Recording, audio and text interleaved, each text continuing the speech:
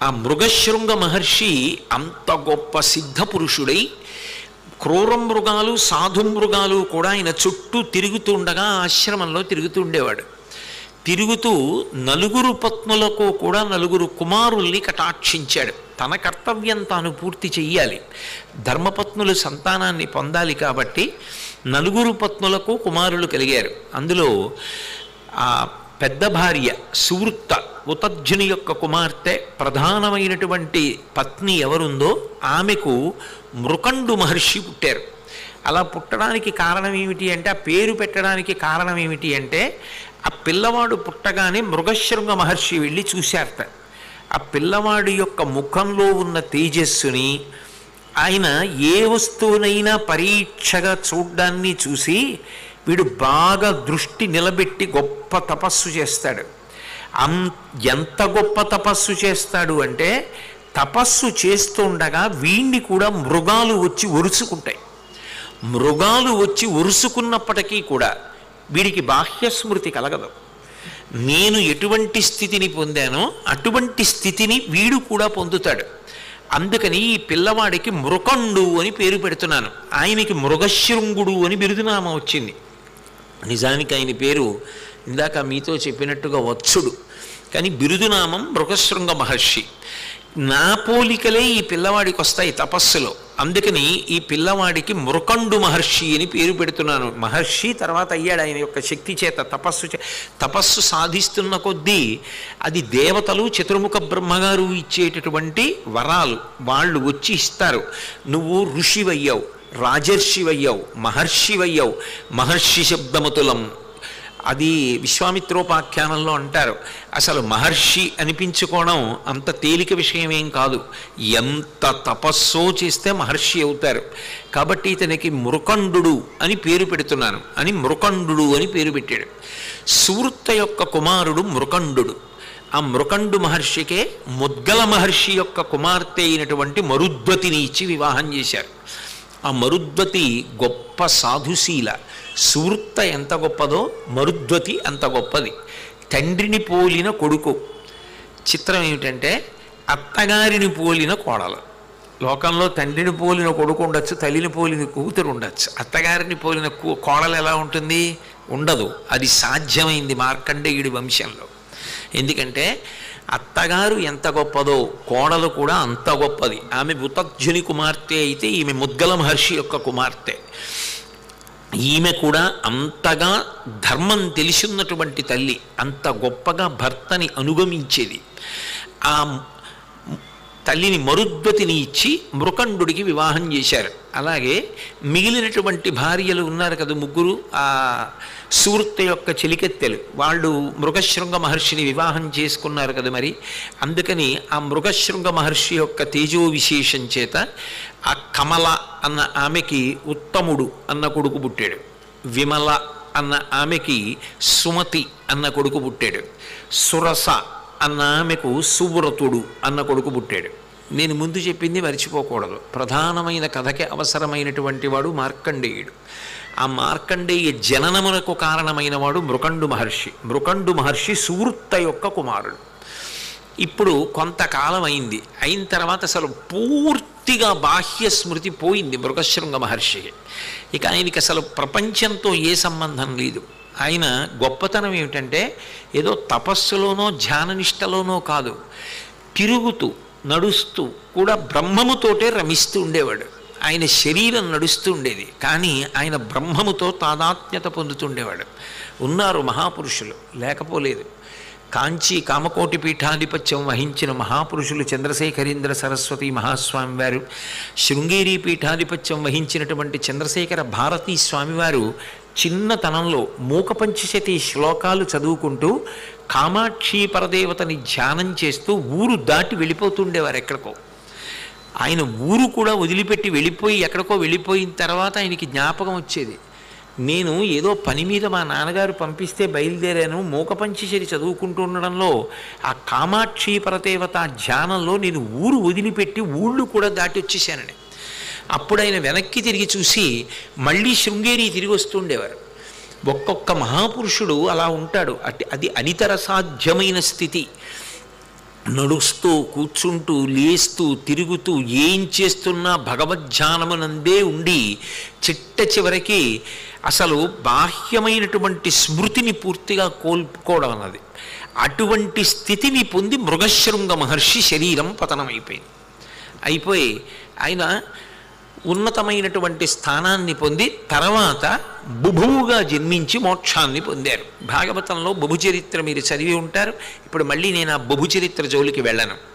కాబట్టి ఆయన మోక్షానికి వెళ్ళిపోయాడు. ఇక ఆయన భార్యలు నలుగురు, విధే కదూ, నలుగురు కూడా భర్తని కోల్పోయినటువంటి కారణం చేత విశేషమైన దుఃఖాన్ని పొంది ఆ దుఃఖం పోవడం కోసమని నలుగురు కలిసి నలుగురు కొడుకులతోటి నలుగురు కోడళ్లతోటి కాశీపట్టణానికి వెళ్ళారు. కాశీపట్టణానికి వెడితే అది విశ్వేశ్వరుని యొక్క సన్నిధానం కనుక అక్కడ విశ్వనాథుడు, అన్నపూర్ణ, విశాలాక్షి, డుంటి గణపతి, కాలభైరవుడు అందరూ ఉంటారు. కాబట్టి అది మహాప్రళయమునందు కూడా ప్రళయ జలధి ఎందు మునిగిపోకుండా త్రిశూలం మీద శంకరుడు నిలబెట్టేటటువంటి పవిత్ర భూమి కనుక అక్కడికి వెళ్ళి మనం కొంతకాలం గడుపుదామని వాళ్ళ నలుగురు కలిసి నలుగురు కొడుకులు నలుగురు కోడళ్లతోటి కాశీపట్టణానికి వెళ్ళారు. నలుగురు మృగశృంగ మహర్షిని పెళ్లి చేసుకోవడం వెనక ఏదో ఉపకారం జరగాలని కదు వ్యాసుడు అన్నాడు. వాళ్ళు అటువంటి మహర్షికి భార్యలైన కారణం చేత వాళ్ళు కూడా గొప్ప తేజస్సుని సంతరించుకున్న వాళ్ళు. వాళ్ళ ధర్మాచరణ అటువంటి మహాత్ముడికి సేవ చేశారు భార్యాస్థానంలో. అందుకే వాళ్ళు పొందినటువంటి అపారమైనటువంటి తేజస్సు చేత వాళ్ళు కాశీపట్టణంలో నలుగురు కూడా 4 లింగములను స్థాపించారు. ఆ స్థాపించినటువంటి లింగములు విశేషమైనటువంటి శక్తిని భక్తులందరికీ అనుగ్రహిస్తూ ఉంటాయి. ఇప్పటికీ కూడా కొన్ని పనులు కావాలి అంటే కాశీపట్టణంలో ఈ నలుగురు స్థాపించినటువంటి లింగాన్ని దర్శనం చేస్తారు. ఎప్పుడైనా ఏదైనా పని మొదలుపెట్టి ఎంత ప్రయత్నించినా పని అవ్వట్లేదు అనుకోండి, అప్పుడు కమలేశ్వర లింగము అని చెప్పి మణికర్ణిక ఘాట్కి అన్ని దిక్కుల్లో ప్రతిష్ఠించారు. అవి ఆ కమల ఆమె ప్రతిష్ఠించినటువంటి లింగాన్ని కమలేశ్వర లింగం అంటారు. ఆ కమలేశ్వర లింగాన్ని కానీ దర్శనం చేసి ఒక్క పువ్వో అక్షతో వేసి నమస్కారం చేసి వస్తే ఏదైనా ఒక ప్రధానమైనటువంటి అవసరం తీరకుండా అడ్డొస్తున్నటువంటి విఘ్నములు తొలగిపోతాయంటారు. పైగా కమలేశ్వర లింగాన్ని ఎవరు పూజ చేస్తారో అటువంటి వారికి కార్యసిద్ధి, విఘ్నము తొలగిపోయి కార్యములు సిద్ధిస్తాయి అని.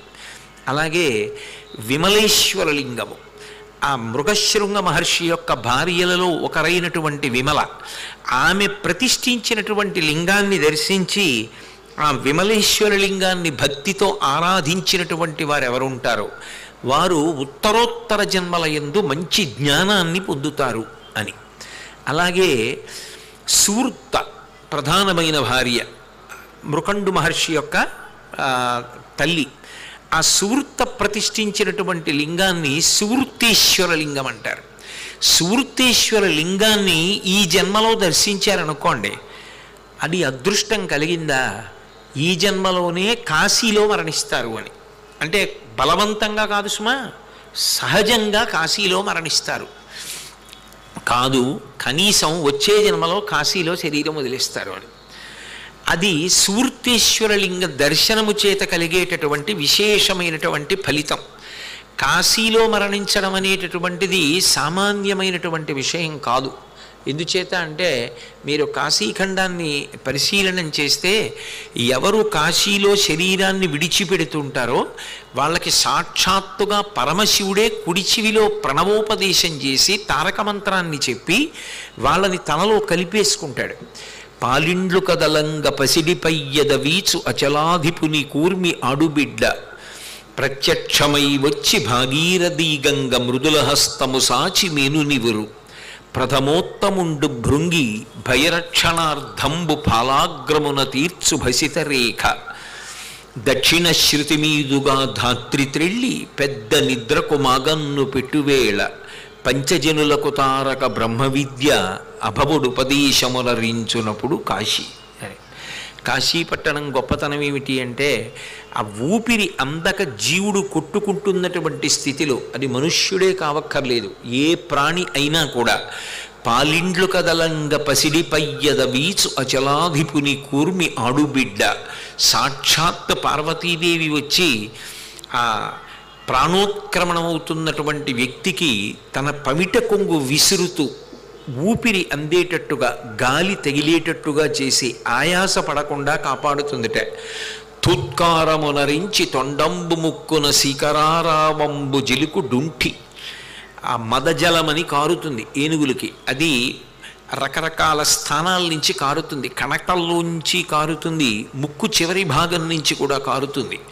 ఆ మదజలం గొప్ప సువాసనతో ఉంటుంది, అందుకే తుమ్మెదలు వస్తూ ఉంటాయి ఆ మదజలం కారుతున్నప్పుడు. ఆ గురువాయూరు ఏనుగులు ఉండేటటువంటి శాల దగ్గరికి వెడితే చూడొచ్చు, కానీ అప్పుడు దగ్గరికి వెళ్ళడానికి ఉండదు, ఎక్కడో అంత దూరంలో ఉండగా మనం ఇక్కడ నించున్నా కూడా అది చెరుకు కర్రలు అవి విసిరేస్తుంటుంది, అంత కోపంగా ఉంటుంది ఆడ ఏనుగు కోసమని. అటువంటి ఆ మదపుటేనుగు తొండం ఎత్తి ఆ ఊపిరిని విసురుగా వదిలితే ఆ మద జలం వచ్చి తగులుతుంది, తగిలితే ఎంతటి వారికి కూడా స్పృహ వస్తుందిట, అంత తీయగా అంత సువాసనతో ఉంటుందిట ఆ మదజలం. డుంఠి గణపతి కదూ, అందుకని ఆయన ధూత్కారమునరించి తొండంబు ముక్కున శీకరారావంబు జిలుకు డుంఠి, ఆ డుంఠి గణపతి వచ్చి తొండం చివర భాగంలోంచి మదజలాన్ని ఊత్తే ముఖం మీద పడి ప్రశాంతత పొందుతాడు ప్రాణోత్కరణం అవుతున్నటువంటి జీవి. అలాగే ప్రథమోత్తముండు భృంగి భయరక్షణార్థంబు పాలాగ్రమున తీర్చు భసిత రేఖ, ప్రథమ గణాలలో కల్లా చాలా చాలా గొప్పవాడు, చాలా ఉత్తముడు భృంగి. భృంగి 3 కాళ్లతో ఉంటాడు. 3 కాళ్లతో ఉండేటటువంటి భృంగికి శంకరుడు ఒక గొప్ప అవకాశం ఇచ్చాడు, నీవు నన్ను అనుజ్ఞనియ్యి అన్నాడు. శివుడి ధోరణి చాలా విచిత్రంగా ఉంటుంది. ఆయన ప్రసన్నుడు అయ్యాడనుకోండి, ఎవరి ఊహకి అందనంత గొప్ప గొప్ప అనుగ్రహాలు ఇచ్చేస్తాడు. అందుకే ఇప్పుడు ఎవరైనా ఓ ప్రసంగం చేయాలనుకోండి, ఆయనే వచ్చి కుర్చీ వేసి కూర్చుని ఆయనే మొదలెట్టేశాడు అనుకోండి, అసహ్యంగా ఉంటుంది. వారిని ప్రసంగించవలసినదిగా కోరుతున్నాం అంటారు, ఎవరో ఒకళ్ళు చెప్పిన తర్వాత మాట్లాడతారు. శంకరుడైనా అంతే, సభామర్యాద అని లోకంలో మర్యాద ఉంటుంది. ఆ మర్యాదలో ఏమిటంటే మీరు ప్రారంభించండి అనాలి. ప్రదోష వేళలో శివుడు తాండవం చేయడం మొదలెట్టాలి కైలాసం మీద అంటే ఎవరో ఒకళ్ళు చెప్పాలి. కానీ శివుడి విషయంలో భృంగి చెప్తాడు మొదలెట్టండి అని, అది గౌరవంగా చెప్పట. అయ్యా శంకరా మీరు తాండవం ప్రారంభించండి అని గౌరవంగా చెప్పట. కొరడా పట్టుకుని ఒకసారి జులిపిస్తాట. ఎందుకు అంటే, ఇది కొరడా పెట్టి జులిపించడం ఎందుకు అంటే, ఎంత ప్రేమ అంటేట భృంగికి ఈ తాండవం అంటే శివుడికి మహా ఇష్టం. ఇక మొదలెట్టాడంటే ఆపడం, అంత వేగంగా చేస్తాడు. అది చేస్తున్నప్పుడు ఎంత బడలిపోతాడో, ఎంత నీరసపడతాడో ఎవరికి కావాలి? ఎవరికి అక్కర్లేదు. ఆయన అలా తాండవం చేస్తుంటే చాలు. ఆయన ఆపకుండా తాండవం చేస్తే సంతోషపడేవాళ్లే కానీ ఆపకుండా తాండవం చేయడంలో ఎంత ఇబ్బంది పడుతున్నాడో గ్రహించేవాడు ఎవడో ఒక్కడుంటాడు, వాడి భృంగి. ఆయన ఏమంటాడంటే, నువ్వు ఇలాగే చేస్తుంటే వాళ్ళకి బాగానే ఉంటుంది కానీ నీ పరిస్థితి ఏమిటి, అందుకని కొరడా జులిపించి చెప్తున్నాను, మళ్ళీ కొరడా జులిపిస్తే ఆపేయి అంటాడు. ఆ ప్రేమకి వశపడ్డాడు శంకరుడు. అందుకే శంకరాచార్యులు వారు శివానంద లహరి చేస్తూ భృంగీచ్ఛానటనోత్కటక్కరిమదగ్రాహీ స్ఫురన్మాధవ హ్లాదో నాదయుతో మహాసితవపు పంచేషు నాచాధృత సప్పక్షస్సుమనోవనేష సపున సాక్షాన్మదీయే మనోరాజీవే భ్రమరాదిపో విహరతాం శ్రీశైలవాసీ విభు అంటారు. భృంగీచ్ఛానటనోత్కట, భృంగి కొరడ జ్వలిపిస్తే ఆయన తాండవం చేయాలి. ఇప్పటికీ కాంచీపురంలో దేవాలయానికి ముందుకి భృంగి మంటపం ఉంటుంది, కామకోటి పీఠానికి దగ్గరలో. శంకరుడే భృంగి మంటపానికి వస్తాడు. పెద్ద భృంగి 3 కాళ్లతో ఉంటారు అక్కడ. అక్కడికి శంకరుడే వచ్చి భృంగికి కనపడి వెడుతూ ఉంటారు. ఆ ప్రథమోత్తముండు భృంగి, మళ్ళీ వెనక్కి రండి, భయరక్షణార్థంబు పాలాగ్రమున తీర్చు భసిత రేఖ. ఎక్కడికి రావాలి? కాశీకి. కాశీలో ప్రాణోత్క్రమణం అవుతున్నటువంటి వ్యక్తికి డుంఠి గణపతి వచ్చి తొండం చివరి భాగంతో ఆ మద జలాన్ని చల్లితే, పార్వతీదేవి వచ్చి పవిట కొంగుతో విసిరితే ప్రథమగణములన్నింటికీ కూడా అధిపతి ఉత్తముడైనటువంటి భృంగి వచ్చి బెంగపెట్టుకోవద్దని లలాట భాగమునందు బొటనవేలుతో విభూతి పెడతట. ప్రత్యక్షమై వచ్చి భాగీరథి గంగ మృదులహస్తము సాచి మేనునివురు. గంగ అధిష్టాన దేవత లేచి వచ్చి ఆ ప్రాణోత్క్రమణమవుతున్నటువంటి వ్యక్తి యొక్క శరీరం అంతా చక్కగా చేతితో నిమిరి, బెంగపెట్టుకోకురా అబ్బాయి, శంకరుడు వస్తాడు, ప్రణవోపదేశం చేస్తాడని ఒళ్ళు నిమురుతుందిట. దక్షిణ శృతి మీదుగా ధాత్రి త్రెళ్ళి పెద్ద నిద్రకు మాగన్ను పెట్టువేళ. మామూలుగా నిద్రకి మాగన్ను పెడుతున్నాడంటారు, ఇలా ఇలా కునుకుతాడు. కునికి నిద్రపోయిన వాడు రేపు లేస్తాడు. ఇది పెద్ద నిద్రకు మాగన్ను పెట్టువేళ, ఇక లేవడు ఆ నిద్రలోకి వెళ్ళిపోతే. అటువంటి పెద్ద నిద్రలోకి అంటే మృత్యువులోకి వెళ్ళిపోతున్నప్పుడు పెద్ద నిద్రకు మాగన్ను పెట్టువేళ పంచజనులకు తారక బ్రహ్మ విద్య అభవుడుపదేశమునరించునప్పుడు కాశీ పట్టణంలో శంకరుడు వచ్చి ఆ కుడి చెవిలో ప్రణవాన్ని ఉపదేశం చేసి, నువ్వు నాలో కలిసిపోతున్నావని తనలో ఐక్యం చేసుకుంటాట. అందుకే కాశీ పట్టణం అంత గొప్పది. అటువంటి కాశీలో సహజ మరణం అంటే తనంత తానుగా మరణించాలి, అంతేగాని అదేదో విన్నామండి అని చెప్పి లేనిపోని పనులు చేయమని కాదు. కాబట్టి అలా సహజ మరణము నాకు ఈ జన్మలోనైనా వచ్చే జన్మలోనైనా కాశీ పట్టణంలో కావాలి, నేను శివుని యందు ఐక్యమైపోవాలి అని అనుకున్న వాళ్ళు ఎవరుంటారో అటువంటి వాళ్ళు సువృత్త చేత ప్రతిష్ఠింపబడిన లింగాన్ని దర్శనం చేస్తారు. మణికర్ణికా ఘాట్ వైపుకే ఉంటుంది ఆ సువృత్తేశ్వర లింగము అంటారు. ఆ సువృత్త ప్రతిష్ఠించినటువంటి లింగాన్ని దర్శనం చేసిన కారణం చేత ఇప్పటికీ కూడా జనులు అటువంటి అనుగ్రహాన్ని పొందగలుగుతున్నారు. దేని వలన అంటే ఆమె మృగశృంగ మహర్షి భార్య అయిన కారణం చేత అంత గొప్ప అనుగ్రహాన్ని ఇచ్చేసింది. అలాగే కమల ఇచ్చింది, విమల ఇచ్చింది, సువృత్త ఇచ్చింది. ఇక సురస నాలుగో ఆవిడ ఒక లింగాన్ని ప్రతిష్ఠించింది, దానిని సురసేశ్వర లింగము అంటారు. సురసేశ్వర లింగాన్ని దర్శనం చేస్తే సద్వృత్తులు కలుగుతాయి. కొంతమందికి చూడండి, వాళ్ళు మంచిగా ఉండాలని పాపం ప్రయత్నం చేస్తారు, అది వాళ్ళ తప్పు కాదు, కానీ ఎప్పుడూ తప్పు ఆలోచనలే వస్తాయి. ఏ ఆలోచనలు రాకూడదో, ఏ పనులు చేయకూడదో అవే చేస్తూ ఉంటారు. వాళ్ళ కర్మ ఏమిటో, వాళ్ళ జీవితం ఏమిటో ఎప్పుడూ అటువంటి ఆలోచనలే. మంచి మనం ఇది చేయకూడదు అన్నది చేయకుండా ఉండడం కానీ, ఇది చెయ్యాలన్నది చేయడం కానీ వాళ్ళ దగ్గర ఉండదు. వాడు చెయ్యకూడనివి చేస్తూ ఉంటాడు, వాడి వల్ల చాలామంది బాధపడుతూ ఉంటారు. అటువంటి దుష్టవృత్తులు అంటారు. అటువంటి వృత్తి అంటే ఆకారము, ఆలోచన, ఏవి రాకూడదో అటువంటి ఆలోచనలు వచ్చి చేస్తూ ఉండడం. అటువంటి ఆలోచనలు రాకుండా ఉండాలి అంటే ఏమవుతుంది? అటువంటి ఆలోచనలు వస్తే అంటే దాని ఫలితం ఏమిటి అంటే సత్పురుషులకు దూరం అయిపోతారు. ఒక్కసారి దూరం అయిపోయారనుకోండి, ఎన్ని జన్మల ఫలితాన్ని పోగొట్టేసుకున్నారో అప్పుడు అర్థమవుతుంది. ఆ తర్వాత చేయడానికి ఏముండదు ఇక. ఎందుకంటే భాగవతంలోనే ఒక మాట అంటారు, అసలు అసారే ఖలు సంసారే సారమేతత్చతుష్టయం కాశ్యాం వాస సతాం సంగో గంగాభ శంభుసేవనం. అసారమైన సంసారంలో 4 సారవంతమైన విషయాలున్నాయి. కాశ్యాం వాస కాశీవాసం, సతాం సంగో సత్పురుషులతోడి స్నేహము, గంగాభ గంగా స్నానం, శంభుసేవనం శివుని యొక్క అర్చన. ఇందులో 3 ప్రయత్నపూర్వకం, 4వది కొన్ని కోట్ల జన్మల తర్వాత భగవంతుడిచ్చే గొప్ప అనుగ్రహం, సత్పురుషులతోడి సహవాసం, వాళ్ళు దగ్గరగా తీసుకోవడం. ఆ స్థానాన్ని ఒక్కసారి పోగొట్టేసుకున్నారనుకోండి, ఇక మళ్ళీ కొన్ని కోట్ల జన్మలు ఎత్తితే కానీ ఇక చేరలేరు, అంత జారిపోతారు. అందుకే దుర్వృత్తులు ప్రమాదకరం. రాకూడని ఆలోచనలు రాకూడదు మనుషులకి. అటువంటి ఆలోచనలు రాకుండా ఉండాలి, నేను రక్షింపబడాలి అనుకుంటే ఏం చేస్తారంటే ప్రతి ఇంటా కూడా ఆ పిల్లల్ని కూడా తీసుకెళ్ళి ఒక్కసారి ఆ సురస ప్రతిష్ఠించినటువంటి లింగాన్ని దర్శనం చేయిస్తారు. మార్కండేయ చరిత్ర అంటే ఆయన ఏదో యమధర్మరాజు గారిని ధిక్కరించి ఆయువుని పొందడం ఒకటే కాదు, నేను అక్కడికి పితృపితామహ స్థానం నుంచే చెప్తున్నాను. అంత గొప్ప వంశంలో అంతటి మహాత్ముడై వచ్చినవాడు, తపస్సుకి ఆలవాలం వాళ్ళ వంశం. అటువంటి మహితాత్ముడు మార్కండేయుడు. కాబట్టి ఆ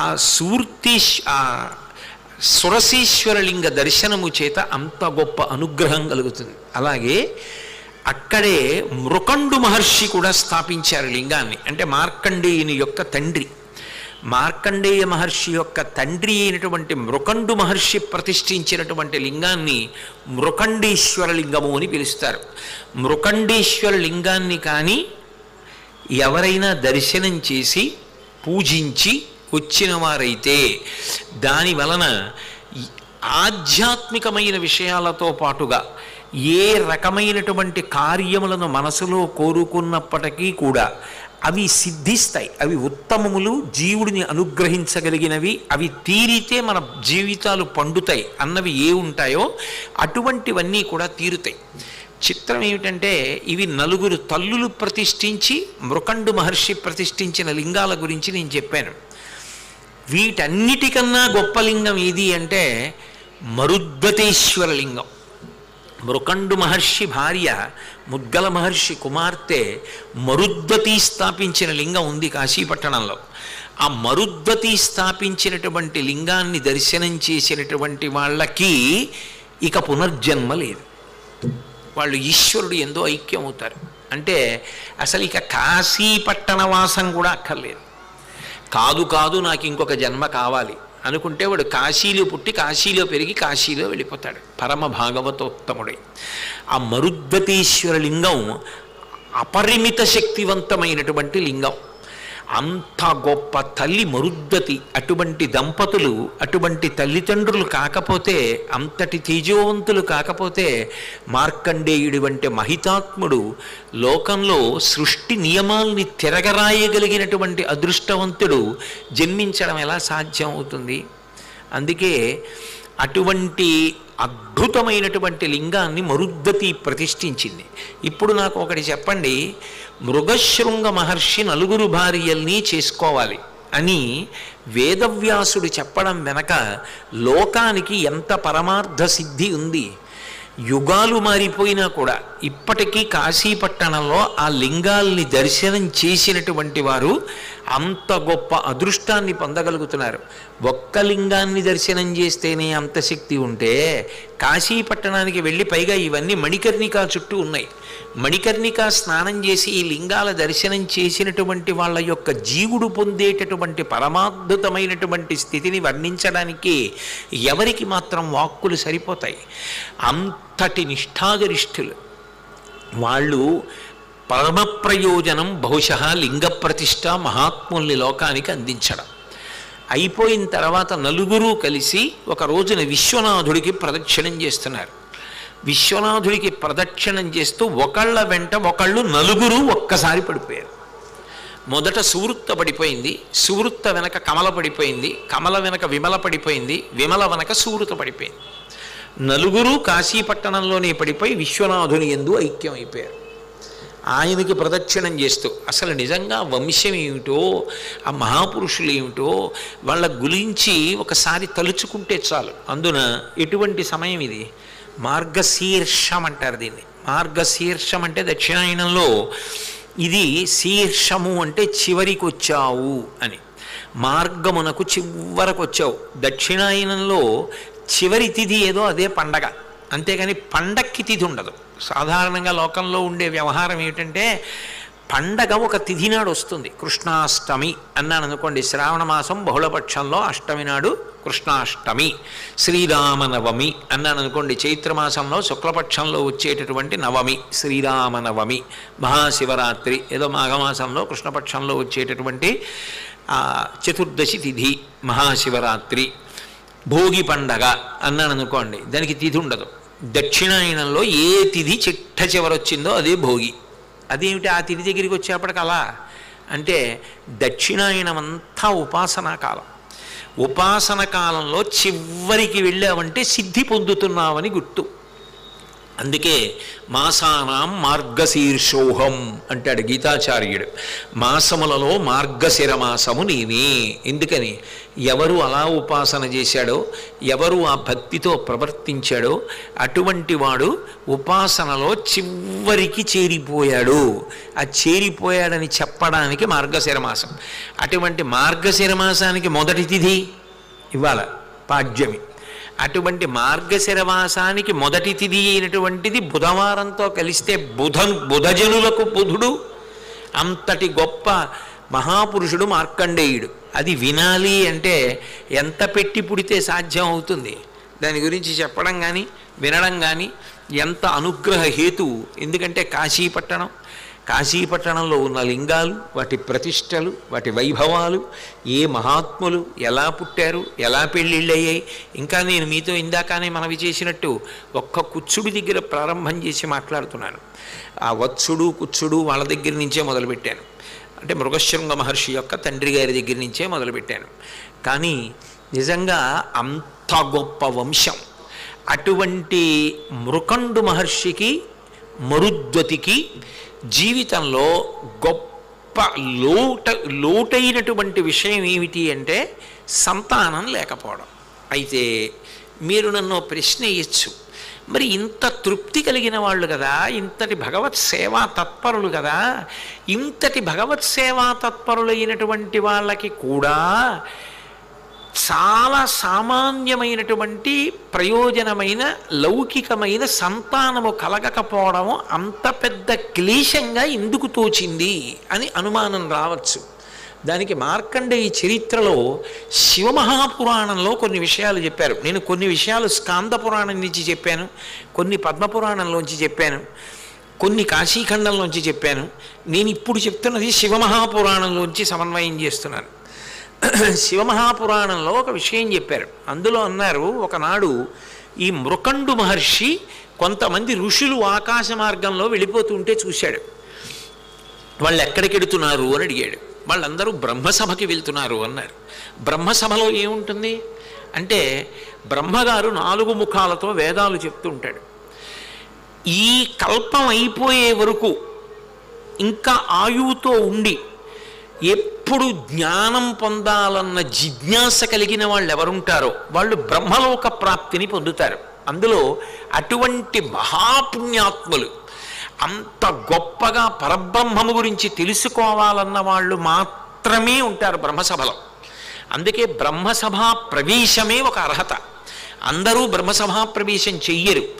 అందుకే మీరు ఎప్పుడైనా పురాణాల్లో చదివితే బ్రహ్మసభలో ఉండగా పురుషుణ్ణి స్త్రీ కానీ, స్త్రీ పురుషుణ్ణి కానీ ఏ రజోగుణ సంబంధమైన దృష్టితోనైనా చూస్తే వాళ్ళని భూమి మీదకి వెళ్ళిపోమని శపిస్తూ ఉంటాడు బ్రహ్మగారు.